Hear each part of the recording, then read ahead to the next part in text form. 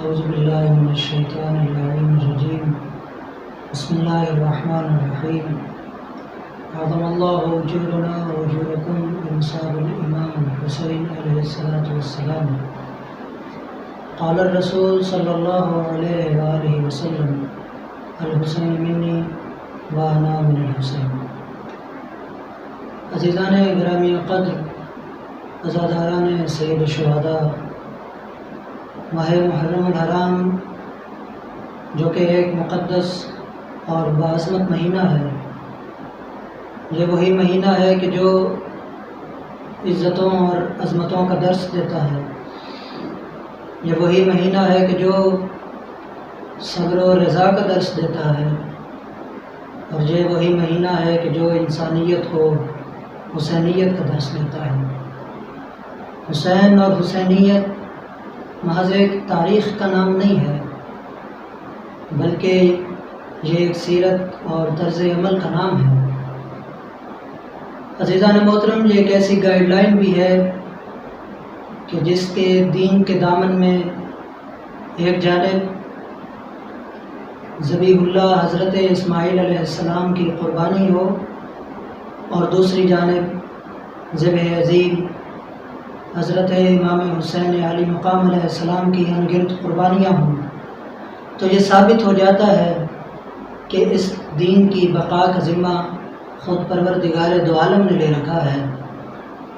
سامعین گرامی، کربلا محض ایک واقعہ نہیں ہے، اور کربلا کا واقعہ محض ایک واقعہ نہیں ہے، بلکہ یہ شعور صبر و رضا اور صبر و استقلال اور شہادت کا درس دیتا ہے۔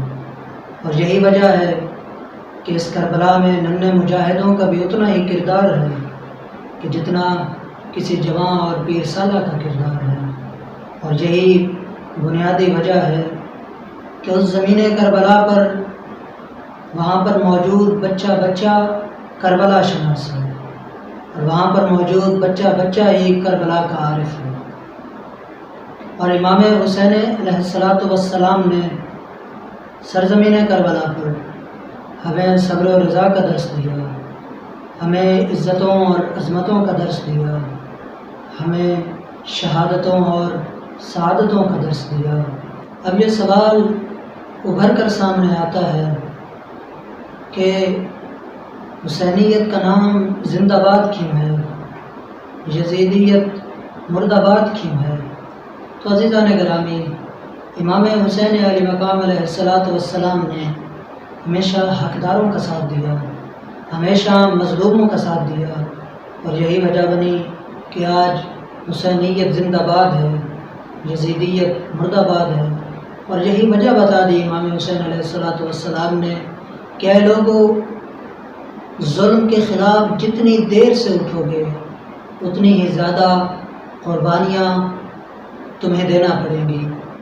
جب امام حسین علیہ السلام میدان کربلا میں آئے تو وہ 1600 مربع میل کی اراضی قبیلہ بنی اسد سے 60,000 دینار میں خریدی۔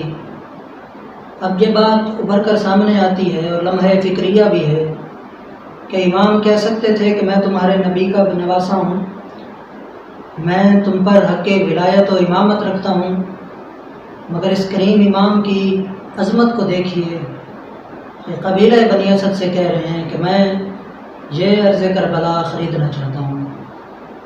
اور سامعین گرامی، عاشور کا وہ دن آیا اور امام حسین نے ایک استغاثہ بلند کیا، هل من ناصر ینصرنا، کوئی ہے جو میری مدد کرے۔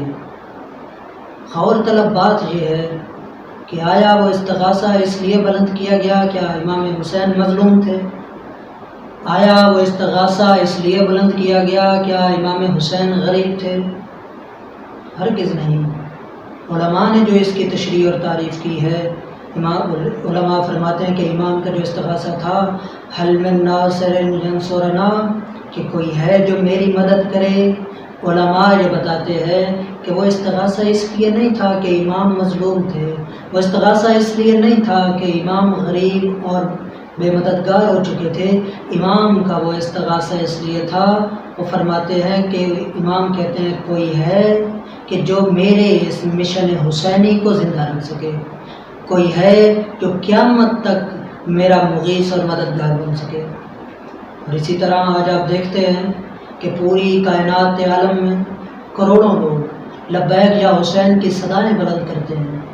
محض یہ صدائیں صرف زبانی صدائیں نہیں ہوتی، بلکہ یہ ایک عہد اور پیمان ہے اپنے امام سے، اور جب بتاتے ہیں لبیک یا حسین کی یہ نکلنے والی صدائیں یہ اعلان کرتی ہے کہ وقت کے امام تم اکیلے نہیں ہو، اے فرزند زہرا تم اکیلے نہیں ہو، ہم تمہارے مددگار اور ناصر ہیں۔ اور مکتب حسینیت ایک ایسا مکتب ہے کہ جس نے درس انسانیت دیا۔